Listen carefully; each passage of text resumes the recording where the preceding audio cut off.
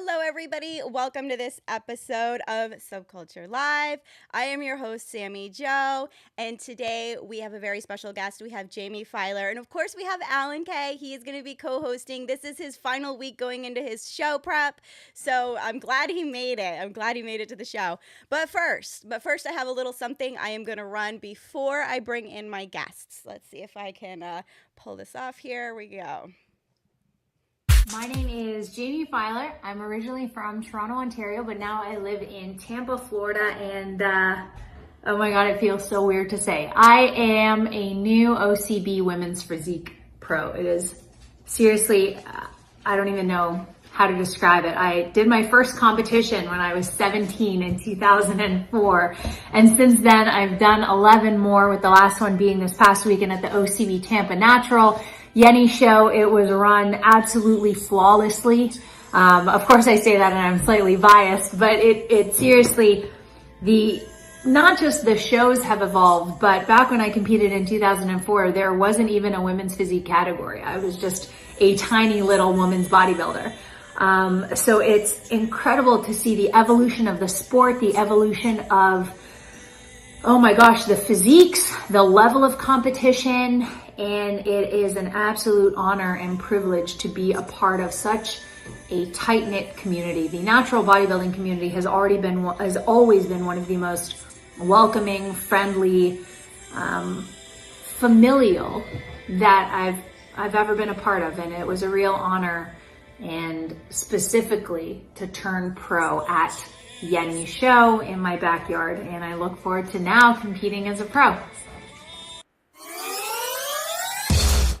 All right, there we go. I wanted to run that little piece because, I was at that event when you turned pro and it was phenomenal. Did it bring back all those warm, fuzzy feelings? Oh my God, yeah, it did. And reminded me that I need a longer off season. It reminds me while I'm still eating. Here we go. Yeah. No, it was great. Super, super nostalgic moment. Good. I loved it. That is awesome. So it sounds like then you've had like a pretty interesting journey. So from like 2004 and still plugging and chugging. And I mean, I see you on your Instagram, you're definitely killing it with the messages you promote.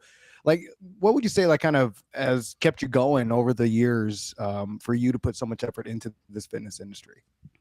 I think whenever you are passionate about something, you physically can't burn out of it, right? It's the same thing. These teachers who teach for 30 years, 35 plus years, people who are principals after becoming teachers because they're just so passionate about education, the reason they're still able to do it after decades, right? Even Madonna, right? Cher, they're clearly passionate, because if they weren't, they would have burned out by now. So I feel like when it comes to actual bodybuilding, it's a passion. When it comes to coaching people, it is a calling.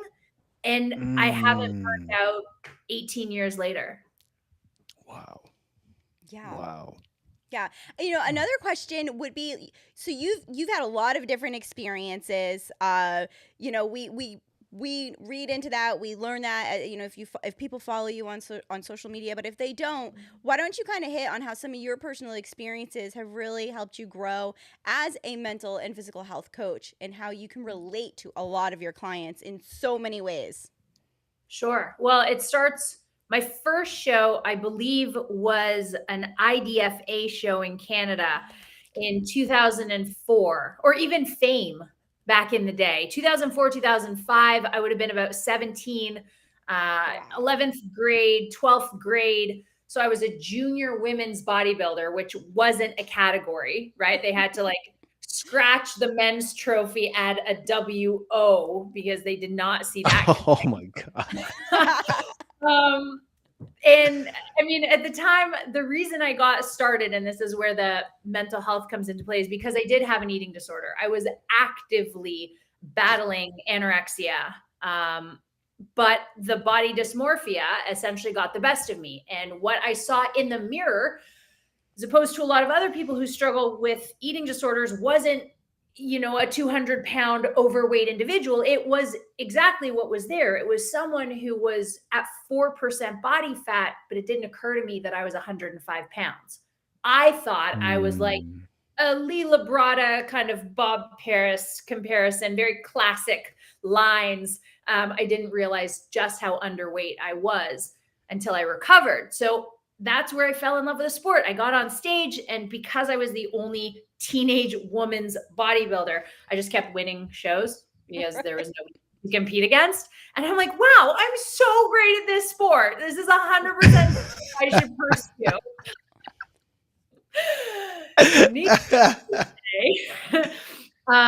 It wasn't great for my health. I was approached by a judge after a fame show that said, listen, Miss Filer, you seem really young. You definitely have a bright future in this sport. However, it looks like you belong in the hospital, not on stage. And that is essentially, no. And he sobered me up. We still keep in touch to this day, because I don't know if he hadn't come to me at that time specifically about bodybuilding. Because again, I thought that I reigned supreme. I thought that I could be queen of the bodybuilding stage. But here is a judge who was highly respected and admired telling me that not yet, child. You have to get healthy first. And so I said, okay, I guess that's what it's going to take. And it took me 3 years, right? It obviously wasn't overnight. No mental illness is, but I eventually recovered, and touch wood, I have not relapsed since from 21 to 35 years old. Awesome. That's amazing. And it's what I love about what you're saying here is, because if you're to take a glimpse at your social media, which I absolutely love your content, by the way, and because it's not about just like the diets, it's not about the working out. For you, you highlight the mental game that a lot of people don't talk about, a lot of people that don't want to come to reality with, especially with that problem. So for you, where did you realize like that was an issue that needs to be addressed? And what do you think it is about you that makes this message so strong? The second question is easier to answer than the first. And the answer is because I've been through it. I've been through the eating disorder. I've been through the body dysmorphia, right? As soon as I got better and recovered from anorexia, I very quickly developed binge eating disorder, because I figured that was essentially the fastest way to recover, right? Is just eating. Right. The opposite end. Right. Until I made myself sick. So I understand what it's like to be as low as 98 and as high as 188 pounds and not like what you see in the mirror either way. So definitely understand that. And then of course the anxiety came later, and definitely not as a function of bodybuilding, but I've still had to go through my own healing process for that. And still to this day, I talk about it all the time, just as I continue to train my body, 5 to 6 days a week in the gym in order to maintain what it is I have. I don't just rest on my laurels when it comes to my anxiety. I still journal. I still do a guided meditation. I still rely on breath work if I'm having an anxiety attack. So what I think makes me relatable is that it's a been there, done that situation. And then what got me into the mental health side, I will be honest, Alan, I come by this totally honestly. It was because I started losing money. I am a personal trainer, and I started with everyone. And then it became everyone who wanted to lose fat. And then it became women who wanted to lose fat. And then it became women who struggled with anxiety and overwhelm who wanted to lose fat. What happens when people get anxious and overwhelmed? Nothing. They just get completely paralyzed. They stop everything. They stop being a good partner. They stop taking care of themselves. To an extent, they stop being a good parent. If they're mothers, or in my case, it's mothers. And they would leave me. They'd say, Jaime, I just don't have the emotional bandwidth to track my macros anymore. Jaime, I can't make myself get out of bed. So I just don't think I need a trainer. And I saw my roster dwindle as a function of these mental health, I don't want to call them crisis, but these mental health episodes. And I said, wait, okay, if I can just figure out a way to help these women work through it, heal it, get them therapy, then I don't have to lose them. And then the more I did it, the more I fell in love with seeing wins like, Jaime, I got out of bed today and it felt good, rather than I lost 2.5 pounds this week. So it also changed for me the fact that they started showing up again as better mothers, as better partners, and then as better athletes. That like I decided that was going to be what I focused on. That's amazing. That's amazing. Yeah, because that anxiety will quickly lead to depression. Absolutely. If they don't get control of it, which is a whole nother ballgame. Oh no, of course, absolutely. And of course there's an element of chemistry involved, right? To an extent, depression is a dark cloud that we don't know when it's coming. We don't know when it's going to leave, but we do know that there are certain things we can do to bring on our own chemicals that will battle the depression chemicals. And then hopefully you win enough battles, you will eventually win the war. Yes. Yes. So you have found your place. You've definitely found your place in this industry. I love that. Yeah. Yeah. I like to think so. And again, every day, every week, every month, every year, I'm honing my skills, whether it's working alongside other therapists, talking to more registered dietitians. Of course, now my wife, who's also an assistant coach, is getting into the hormone and gut health, because we realize obviously your stomach is a second brain. So if back in the day, she and I were huge fans of macros, because again, coming from an eating disorder background, you never wanted to put someone on a diet or a meal plan, because that was inevitably going to lead to a binge or potentially an eating disorder. But now we're looking at food as a way to heal your brain and your heart. And it's just so incredible to see how far nutritional psychology has come. Yeah. Wow. I really want to emphasize this real quickly before we go any further, Jaime.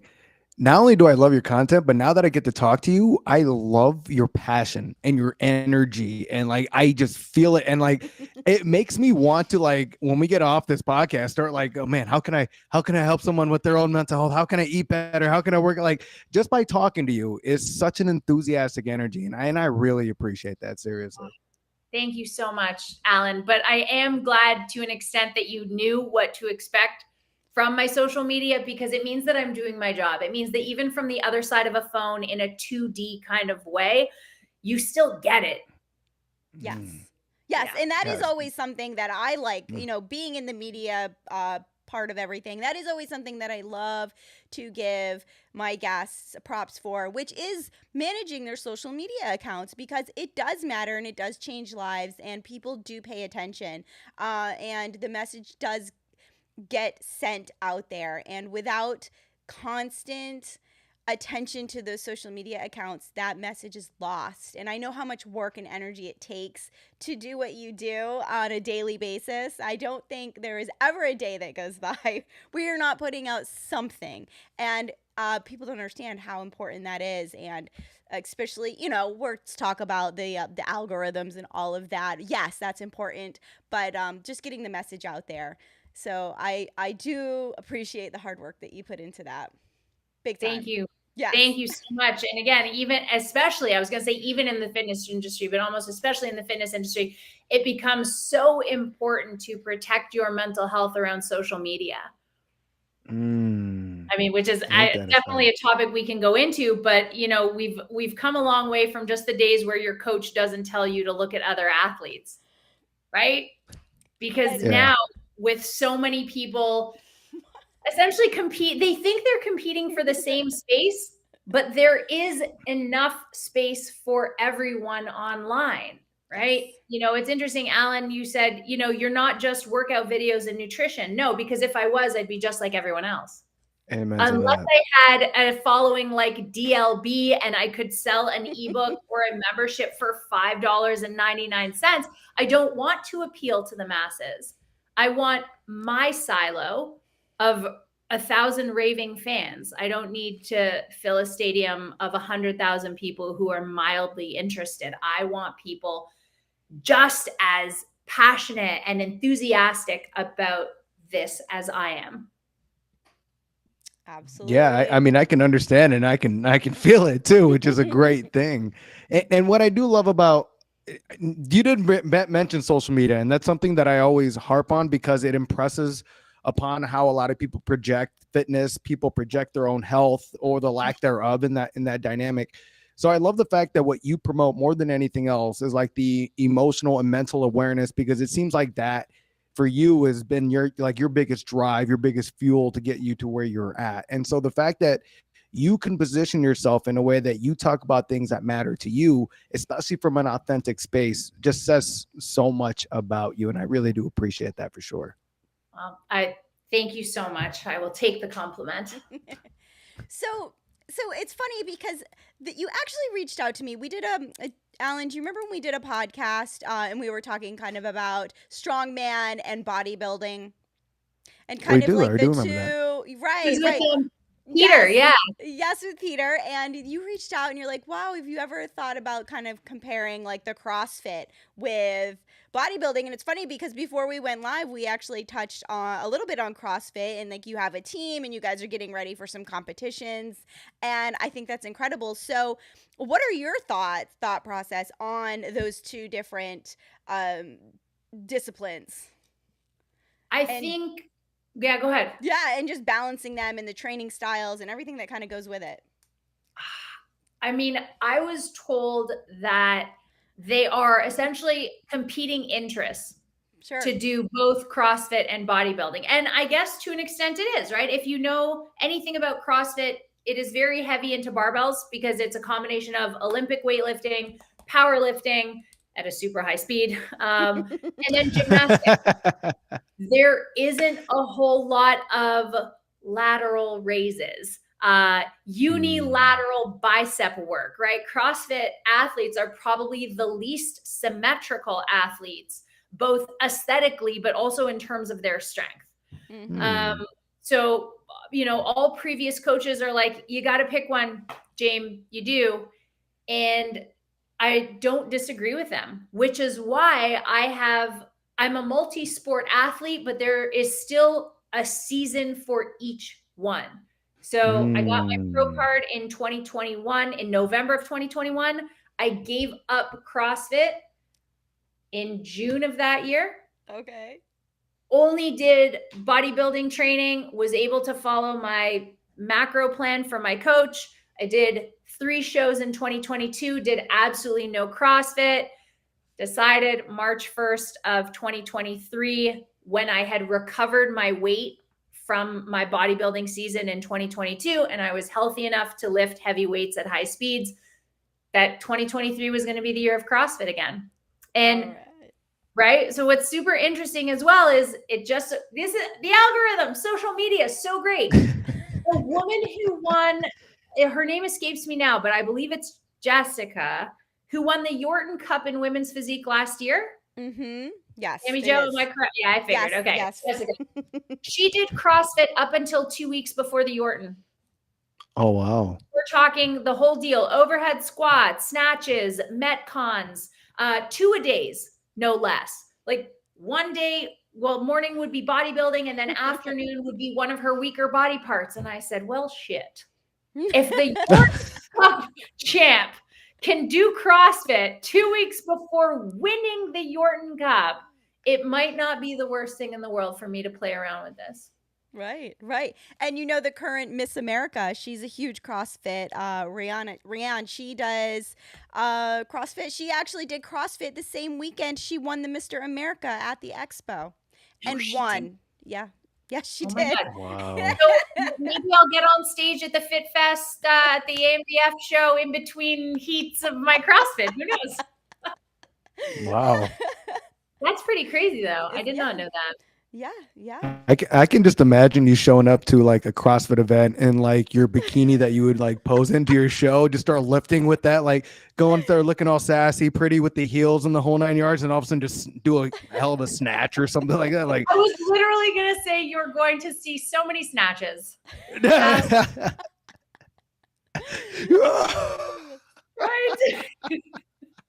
But yes. But I definitely, again, it just speaks to the fact that there's no reason that CrossFitters, bodybuilders, powerlifters, and strong people, strong friends, can't coexist. But again, there are, I have a small frame.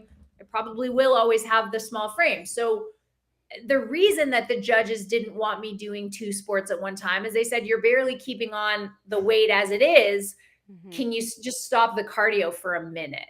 And I said, okay, again, if I want to take my off season seriously and put on size to get my pro card, do well in these natural organizations, I cannot afford to do both a Metcon and accessory.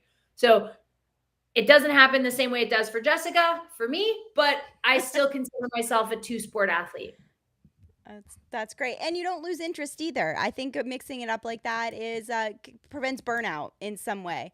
Yeah, so it's always funny on social media, the CrossFit and bodybuilding. Like that CrossFit is obviously something I'm more familiar with than strongman, but I love how they kind of go back and forth, the bodybuilders and the CrossFitters. So I will say, maybe finding that balance, like you said, though, maybe that actually would benefit your physique, like bringing in the bodybuilding type training into like your CrossFit training to some extent, like you said, working on the balance and, hitting those and it might help with injury prevention as well, because I know that's the number one thing that takes out CrossFitters or CrossFit competitors is injury.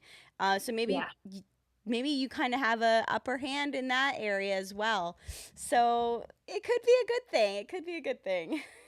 I will let you know, the plan for 2024 is that both Katie and I want to be on the Yorton stage at the same time. So our goal is to qualify. That'd be awesome. Right. So we want to qualify in shows in the late spring, early summer, hold our conditioning, improve a little bit, and then compete together, but obviously in different divisions in September of next year. That's a great goal. That is awesome. Yeah. That is awesome. Real quick, I wanted to go back to this, the CrossFit and being a multi-sport athlete. Do you feel that being a CrossFit athlete as well as a bodybuilder, do you think they play off one another for how you can perform in each sport, or how does that balance work out for you? The bodybuilding, I would not agree helps my CrossFit, because I lost so much conditioning. That's the truth, right? And just because I can do an Arnold press with 35s does not translate to me being really strong, tossing a weight overhead dynamically.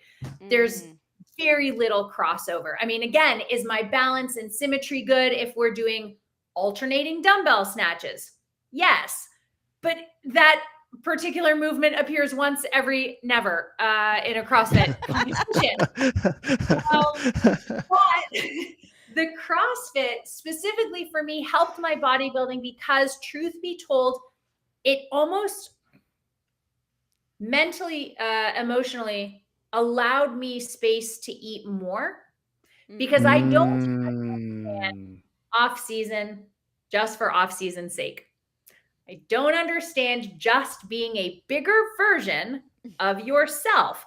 I understand wanting to be hella stronger, faster, better, doing more pull-ups in one shot, right? So I thought to myself, if I'm going to put on the weight anyway, I want to be able to use it.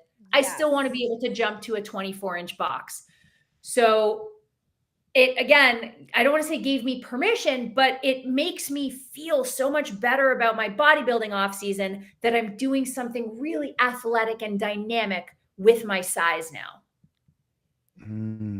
I like that. If you don't mind me asking, what is your fluctuation between, say, your stage weight and off season or CrossFit weight? So I competed at 127 last year.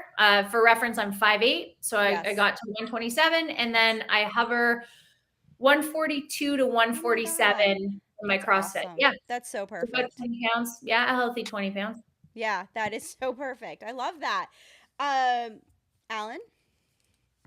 No, this is all interesting to me, because one of the things for me that I'm debating on right now is because I've taken this whole last year to get ready for this competition this Saturday, but I'm feeling myself getting burned out, and like, we're as you're talking about, like, and I want to definitely be able to eat more, but eat for functionality, eat for performance, eat eat to actually be doing something other than just looking good and flexing in the mirror all the time. You know what I mean? I'm not complaining about that. I'm just saying, you know, I feel like there's obviously a little bit more to lifting weights and everything like that. So it's very interesting to hear your perspective on that and on that. So are there any other, I guess, athletic adventures for you or things that you want to do other than CrossFit or bodybuilding? Is there any other kind of, I guess, performance exercise that you've been interested in or going into? So funny you should say that. I don't know if you guys can see it, but there is an Atlas stone in the corner here. Oh. I dabbled in strongman in at the end of 2019 because I competed in 2018, and so obviously I needed an off season, and I wasn't just gonna get big for the sake of getting big. So I'm like, you know what? These stone log yoke car things seem quite interesting. So I competed in the novice division. I didn't have to make weight because I was a first-time competitor. Won the novice division, but in order to be as strong as I need to for the weight above my weight, like it's insane how strong these women are. I can't. I'm like, I'm going to take my ball and go home. I'm good. So after that adventure in strong women, I said, you know what? It's fun. And I respect the athletes now that I know what it takes to compete. But I think CrossFit and bodybuilding is it for me. Sure. Now, before we went live, we mentioned with CrossFit comes establishing a team and competitions. What have you guys done so far this season, and what do you have planned coming up? So I just got back to CrossFit. Like I mentioned, I mean, I was giving myself kind of a threshold. I said I was not going to do CrossFit again until I broke the 140-pound mark. Because again, I wanted to restore my weight. I wanted to make sure that I was healthy. Also bring my calories up to a level that would support CrossFit activities. So really April 1st was my first day back, but my first competition is on Saturday. It is called Masters Mayhem because I am old. It's just for 35 plus athletes. Katie's like, what? They didn't call it the silver sneakers? What do you mean? No, oh she my didn't. God. So it's going to be 4 different events, all with an 8-minute time cap, between 8 and 4. So that'll be it. And then the girl that I always like competing with. So that's an individual competition, but then all of the rest are teams. We're doing July, August, October, and November. Wow.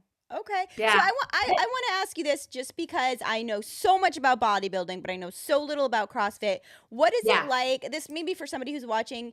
So I'm assuming there's registration fees. Do you guys register by team? Are there any like crossover fees? You know, how is that the same or different as it is like registering for a bodybuilding show? Oh no, that's such a great question. Okay, so there are really only 2 categories. It's either team or it's individual. Okay. I don't love individual. I like, oh my gosh, I believe it's Gretchen Rubin, who has the 4 personality types. I am an obliger. I am here to please you. I can only be myself if I am serving others, right? Obviously, this makes sense with my career. So again, I just do better when I'm here for a team. So you can do a same-sex team of 3. You can do 2 guys, 2 girls. You can do same-sex team of 2. Those are kind of the different categories, but you would never cross over between a team and an individual on the same day because that would take way too much out of you, which means that one would suffer. You wouldn't end up doing it as well. There's no point at the end of the day. You're not trying to prove anything to anyone. Got you. So they're at any given time, they're running an individual and teams. Yep. Okay. Yep. And then they obviously have different age divisions. So this weekend I'll be doing the 35 to 39 age division, but then they also have scaled, intermediate, and RX, which is another way of saying high level, right? Elite. So you've got the beginners, you've got intermediate, and then you have high level. So within each of those, again, individual and team. Okay, so my next question is for this RX, for this high level, is there a national point system that they go by, or do you just self deem yourself, or like how do you get to that level, and what's the You process? decide you're good enough. No. So, I'm here. All right, Sammy, we got it. You and I, we'll go, Sammy. We got it. Subculture Live, like RX team. Here we are. Subculture.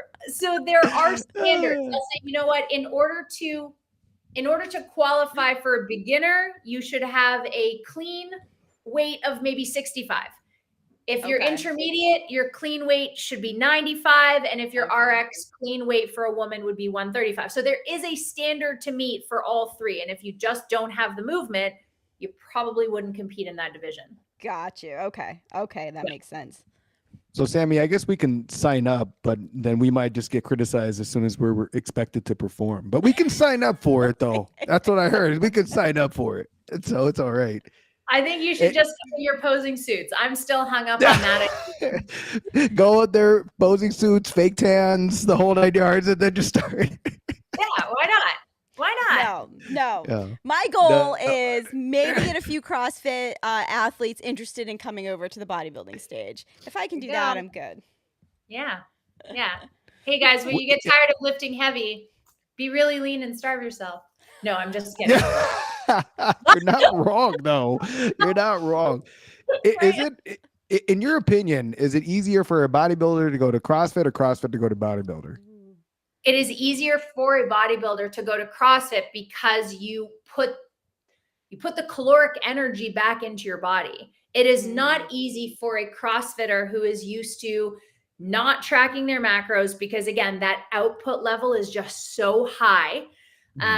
But also lifting dynamically and athletically to say, hey, I need you to do 3 sets of front raises and I need you to take 60 to 90 seconds break in order to restore your ATP and shit, right? The CrossFitter is going to be like, what do you mean? I'm going to run around the gym 3 times and then return to the cable stack and I'm going to do it for time. Yeah, exactly. It's easier to get a bodybuilder to speed up than it is to get a CrossFitter to slow down. Interesting.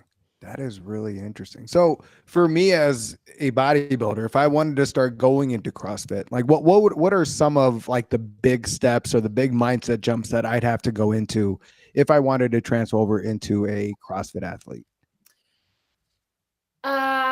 Again, well, your lungs, first of all, because 40 minutes on an incline walk without holding on does not compare to a 12-minute 5 rounds of lifting a barbell, right? 100 times.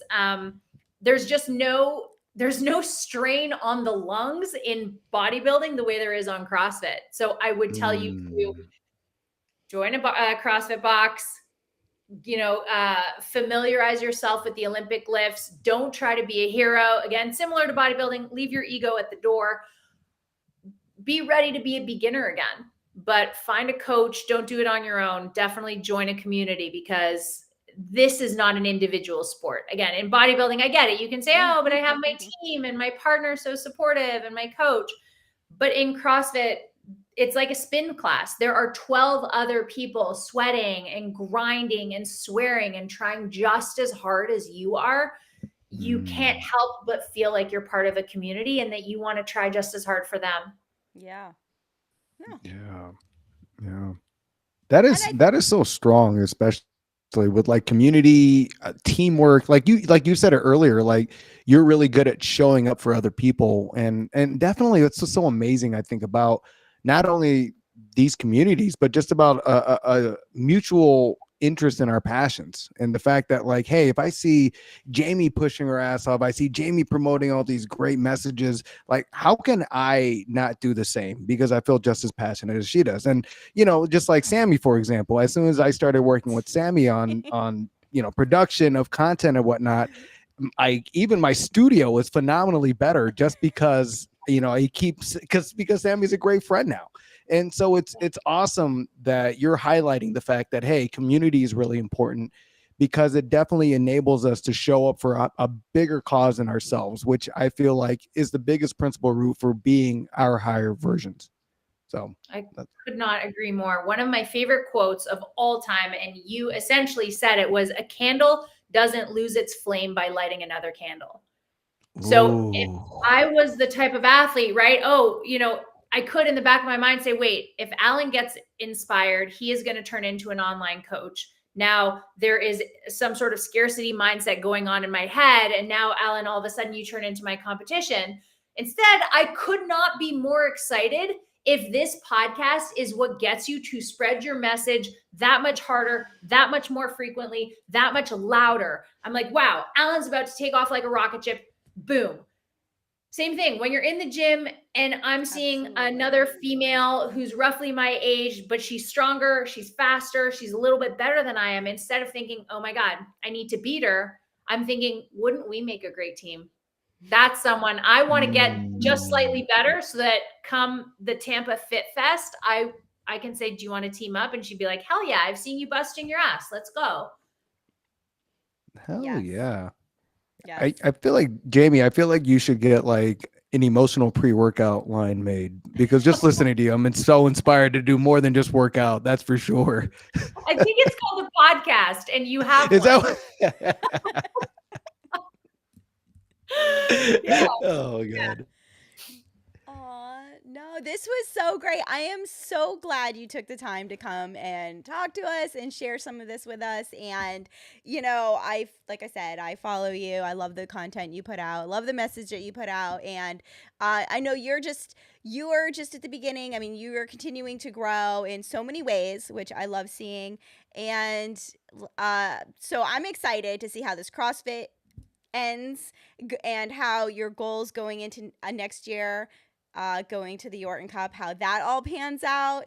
And I know that there are so many great OCB shows here in Florida. Like we saw at the beginning, Yenny puts on some great shows. So I'm sure you'll be on her stage at some point to qualify. So hopefully I'll be out to support and cheer for you. Oh, heck yeah. All we need are more women's physique pro shows. There are 4 currently on the OCB schedule. So I would love in 2024 to have a lot more, especially after the Yorton as well, so that you can re-qualify for the next year. Yeah, well, it's not so much that there's a lack of the shows. There's a lack of competitors that I'm seeing right now. Consistently at shows across the board. I want to see more women's physique competitors out there. I think they get comfortable in figure. And it's a little scary. The posing, it can be intimidating, can be a little scary, and they lack that confidence just to make the jump, but they don't lack the physiques. I see a lot not of at all. Great oh my gosh, figure there's been physiques. times where backstage I've seen figure girls take their robes off and be like, oh, she better not be in my division. And then turns out she's in figure, and I was like, wait, what? What? No, I want you to compete against me. Yes. But those figure girls, ladies, come to the dark side. Open fist. Let's go. That's right. Let's do it. Physique was always one of my favorites. Well, that's an interesting question. Oh, go ahead. I was going to say, I just wish they also didn't get rid of bodybuilding, but also a separate topic. Go ahead, Alan. Yeah.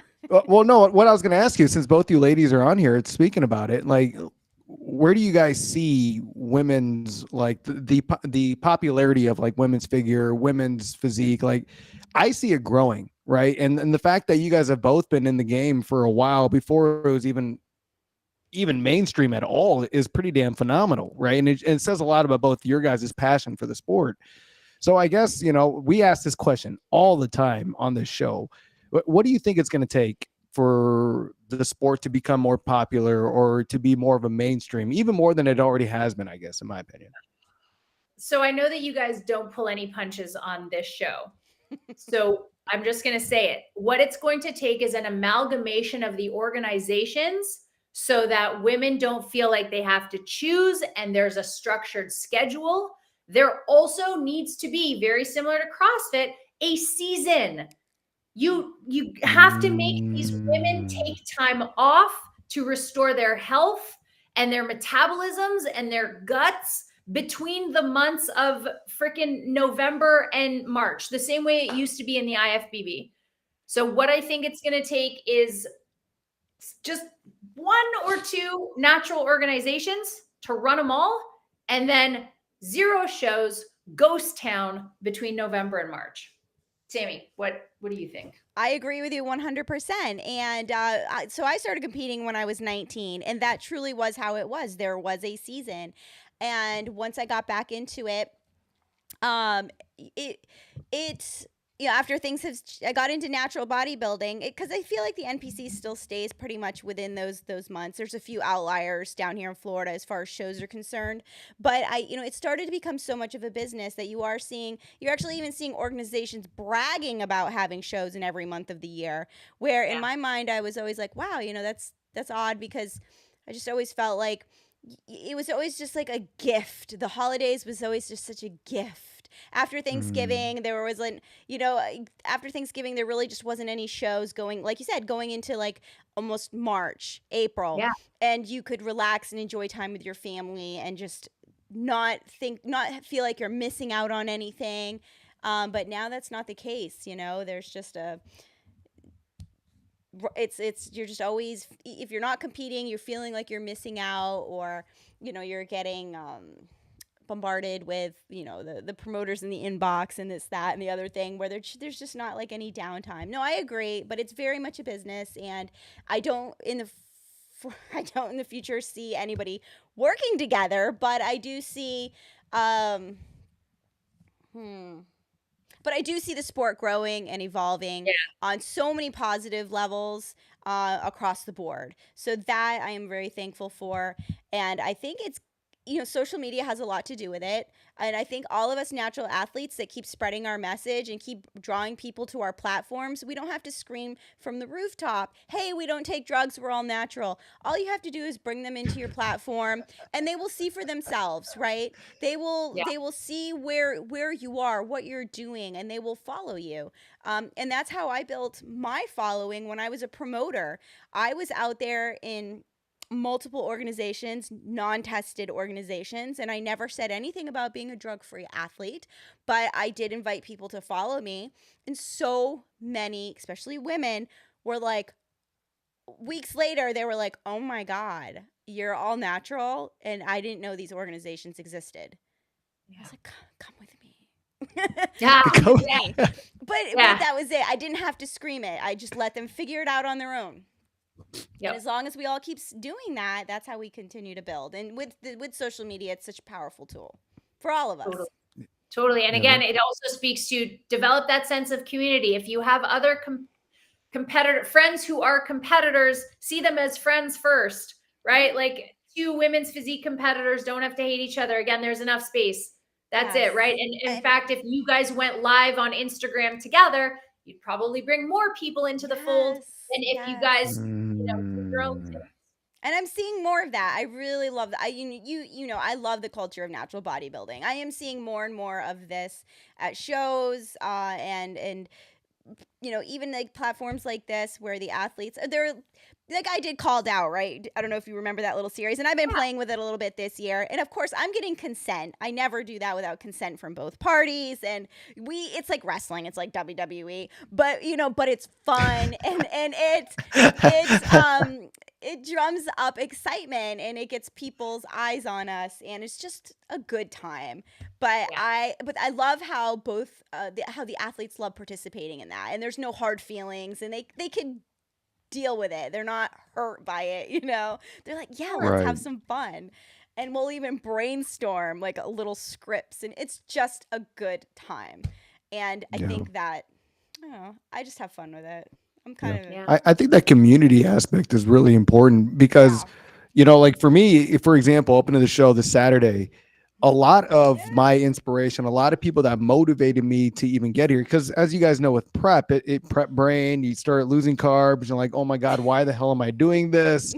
Like, I will do anything for that donut right now. Like, I do not care, whatever that means. That's a pun. I got it. Do not care. Anyways, but I think that I like what you brought up there. The all communal off season, because if we're all like taking a break, if we're all taking that time off, and then, hey, like, we have that itch, and then it's like, hey, how about we all sign up for this one show? And how do we then train for that one show? Then you're right. Then you have a whole community that is then promoting on their social media, however it may be. Like we're all training for this one show. And then that's kind of like the cascading effect where you have one person in this area training for this show, then another person in another area, but they're all part of the same community. Yeah, I like where this is going. I love asking this question, by the way, Sammy, because I'm hoping some promoter listens to our show and goes, you know what? We could, you know what? Maybe we can do it, Sammy. Maybe because we have enough guests on here. We do have enough people from all these different federations. Maybe it's like the Subculture Live show or something. You know, I'm just throwing that out there. It's the Subculture Live Classic. It's a Subculture Classic. I already have a poster made, but that's another story. We're waiting for my husband to retire before we launch that. I'm down for it. I mean, in all reality, yeah, I agree with you, Jamie. You used one hell of a amalgam. I don't know. I'm not going to repeat it, but it was very, very good. I'm sorry. I'm a sucker for big words, but you're right. If we got it, we got to find a way for these federations to kind of like, hey, it's about bodybuilding and the community, not about your federation. So it's like, how do we do something where put your egos aside, put your labels aside. If we get the sport to be as popular as it can be, by default, these federations are going to benefit. And by having, I think, like it's like scarcity, right? Like everybody out there everybody can see a Toyota Corolla because there's so many of them. So nobody cares if you see a Toyota Corolla, but you get that one Lamborghini every other month that you may or may not see. And like, wow, that's a Lamborghini. I think that if we do that with the shows, if we're like, hey, we don't have so many shows that we can go through, like we only have this one that's a month and a half away, it places so much emphasis on that show, and the amount of athletes that then will compete, I think will be just that much more. So I do love what you bring up, Jamie. Seriously, that's awesome. Yeah, I'm glad.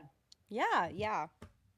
Anything else, Alan? Any other questions? I'm so excited for your show this weekend. I hope there's a live stream. I am so excited. I'm so excited to eat. Like, and that's what I love. Like what me and Jamie talked about before we even got on is the Caesars buffet. And it's funny that's what we connected on. Like, it's like, yeah, we just flew out to Vegas for the Bacchanal buffet. I'm like, the Caesars buffet? Yes, the best buffet of all time. It's either, all right, so if any guys who haven't visited Vegas or haven't at least been to that buffet, it's between the Caesars buffet or the Wynn buffet, but you're definitely not losing in either one of them. They're both amazing. Yeah, no one comes away disappointed or hungry. Right. Like you can have they even like, I don't eat seafood, but they have a bunch of crab legs and a whole bunch of seafood, everything already there too. And it's like, mind you spend $75 per person, but you don't go to Vegas on a budget. Like you don't go there and those things. So definitely not. No. Or you're like me and you go to Vegas for the shows. Oh yeah, the shows are amazing. Like that's what they are. Yeah. So all right, so we are covered everything I wanted to touch on tonight. And I want to thank you again for coming on. And I will see you in Tampa. I'll see you at the Fit Fest. I'm so excited. I'm telling you, I'm going to find you. You can use me as your model for the women's physique posing. I've got you, whatever you need. I am getting that together, and I am getting marketing material out for it this week. So you're going to be like, you were like first to know about that. It's going to be a lot of fun, and we are going to get the crowd involved. And I may even do I may even live stream it, even though the ANBF has its own live stream, but this is a little bit separate. So I might actually take control of that live stream and invite athletes from around the country to watch, because we're going to have some big names on stage for that symposium. So I'm pretty pumped about it. And I love that the whole crowd can get involved and be part of it. It's so fun. That whole weekend is so much fun because there's just so many different athletes and so much, like the teams, they get so riled up and they wear their matching clothes and they just have the best time. So I like being in the middle of all of it. And then the vendors, there's hundreds of vendors at those events at that Tampa Expo. I'm getting more in my head now. Okay. Yeah. All right, let's do it. Unreal. All right, cool. Well, I'm going to let you guys go. Alan, I will talk to you again before your show, but I'm super pumped. I'm super excited for you. We are going to be thinking pro card. happy thoughts, and that's it. If you, Jamie, if you ever want to collaborate on anything or have any ideas or any way I can help you in any way, just reach out, and I would be totally on board to do whatever. Thank you guys so much. Just having another platform, sharing the stage with you two is more than enough. So I'm my cup is full. Thank you. All right, awesome. Everybody have a great night. I am gonna run my outro now.